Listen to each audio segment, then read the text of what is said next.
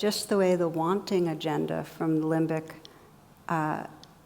puts interference into the airwaves, so does the fear and dislike and judging agendas. I mean, you know what it's like to be with somebody and be listening, and what they're saying has to do with something that they're critical about you, and what happens to listening, how much are you really taking in, or when they disagree, they have a different political perspective, or, we don't listen so well. So we are pulled away whenever we feel in some way threatened, in some way aversive. There's a little cartoon I saw that said, 4 words that will make men run for the hills.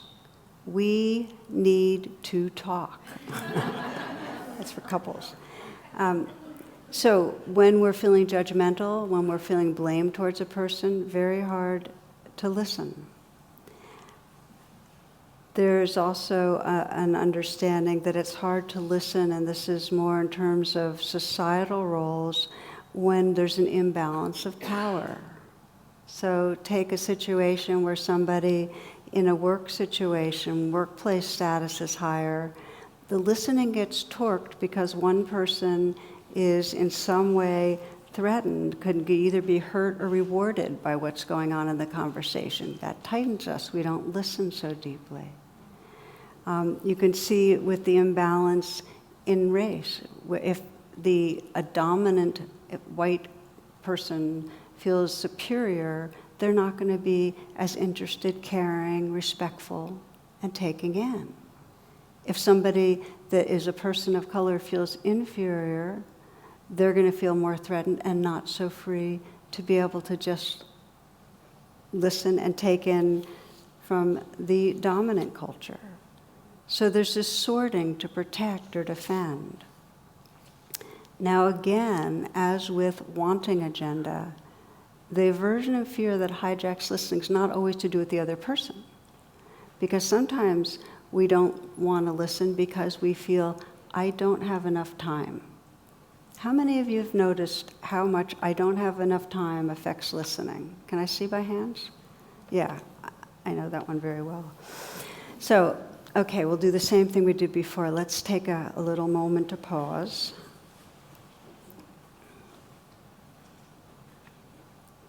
And this time, just scan and bring up a recent conversation where you were aware of that agenda of aversion. In some way, you're either bored or intimidated, anxious about something else, judgmental towards the person, felt superior, therefore disinterested, felt inferior, therefore not free to really take in.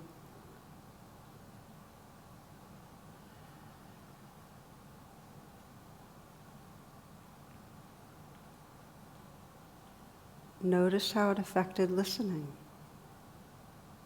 how it affected your potential to have a non-judging presence, your potential to seek to understand and connect.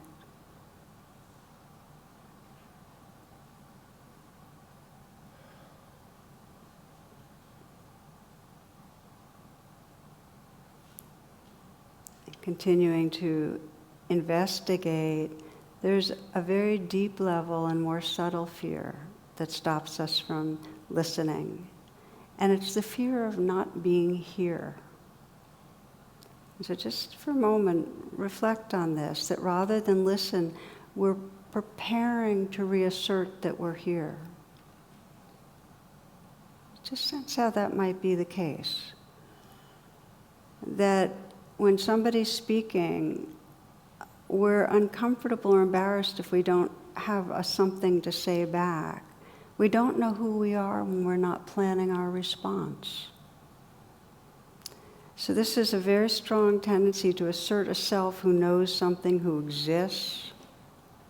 We don't listen to understand, we listen to reply. This is a basic part of the separate self sense. So what we're exploring in this class are really the different forces or agendas, the limbic agenda of wanting something, our fearing and aversion, or even in the most core way, this existential piece about just knowing we're here, that stops us from really being open and receptive. And the reason we start with exploring this is in order for us to commit ourselves to deepening listening, we have to notice what's getting in the way.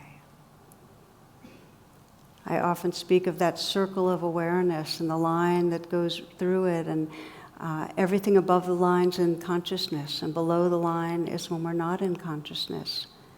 Well, if you're in a conversation and you're not listening, and you're in some way wanting it to go a certain way, or wanting to impress, or feeling judged and pushing away, and you're not aware of it, then you don't have any choice. So this gives us choice. Continuing to reflect, this is the last for this part of our exploration. I'd like to invite you to choose one person in your life right now that you'd like to, in particular, you'd like to deepen your listening capacity. You want to listen with an awake heart. Might be a child or parent or friend, partner, somebody in your life you want to, hopefully you'll practice with a lot of people, but one person you definitely want to practice this with.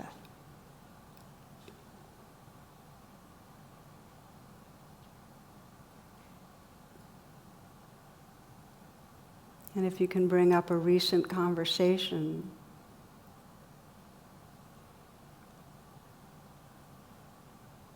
and just ask yourself, what was between me and truly listening with an awake heart?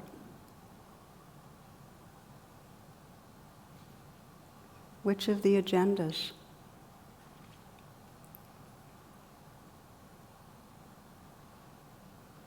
Did I feel like there wasn't enough time?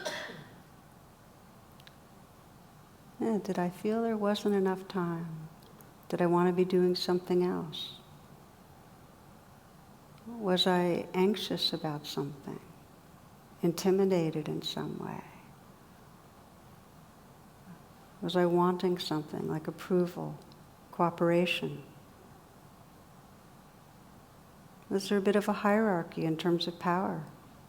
Superior, inferior?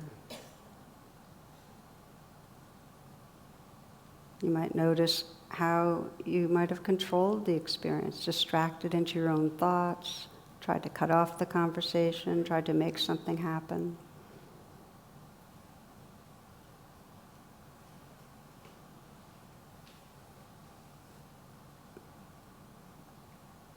And most important, sense your intention to listen more deeply with this person. To notice when you're getting in some way cut off from listening. This is the bodhisattva intention, the intention of the awakening heart, to listen so that we understand another, to listen so that we connect with another. Just sense your intention so that you can imagine the next encounter, perhaps.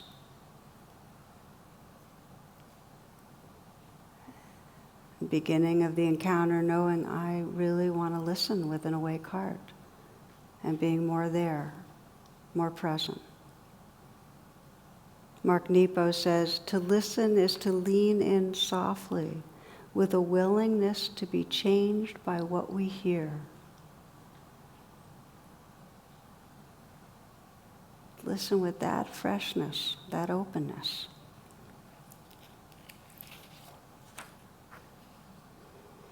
And feel free to open your eyes now. Okay, thank you.